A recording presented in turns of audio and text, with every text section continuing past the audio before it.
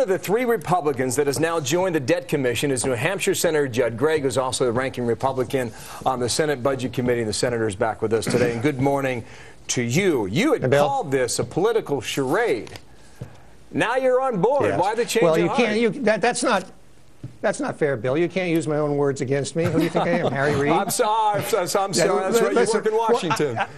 Continue. I said that at the time because I feel very strongly we needed a statutory commission on an executive order to make sure that we get a vote.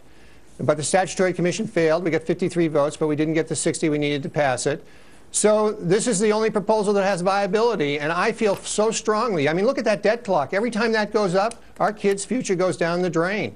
We have to do something about these deficits and debt. The debt is going to double in 5 years, triple in 10 years under the president's proposed budget, unless we do something. So this is the only proposal that has any viability. So you guys are going to get together in Washington. What are you going to come up with? I mean, what are the possibilities to make sure, in your words, that the United States does not become the next Greece?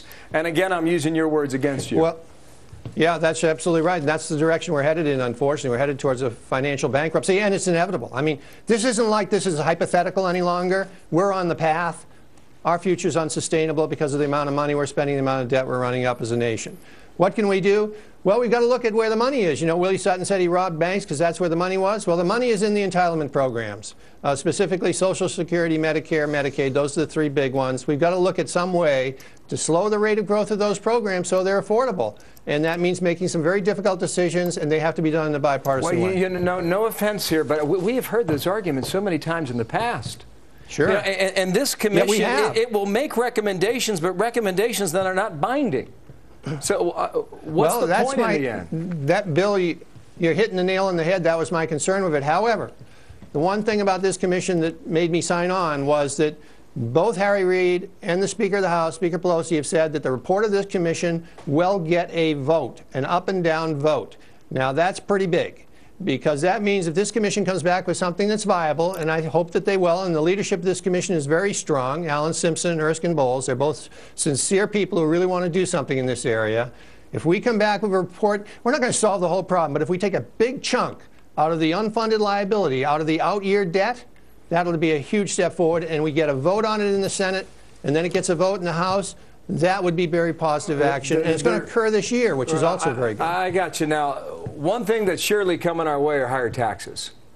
But I don't hear enough lawmakers talk legitimately about cutting spending. Is there the political will in Washington, D.C. that will do that? Well, Bill, the issue is spending. If you look at the numbers, and they're very solid numbers, revenues, federal income goes to 20% of GDP 2 years from now. That's 2% higher than its historic norm. But spending at the federal level is at 25% of GDP today, and it's going to 30% of GDP if we pass this health care bill. And historically, spending has been about 20% of GDP. The issue is spending. And you just can't deny it. And if you're going to correct this problem, most of the effort, the vast majority of the effort, has to be on the spending side of the ledger. We have to control the rate of growth of these entitlement programs. I wish you the best of luck. It is an uphill climb. Thanks. But we're all paying for it. Not just you and me and Uma, but your kids and your kids' kids and all the way down the line. Yeah, you know that the $40,000 number you used, that goes to $133,000 in 10 years. Wow. $133,000 of debt on every American. Per American. $133,000 in 10 years. Holy cow. If we don't do something. Good luck, Senator, and I promise I'll never use your words against you again. Only the next time you're on. See you, Judd Gregg. Good luck. Reasonable and fair commentary, I would say. You got a question you want answered, something that's not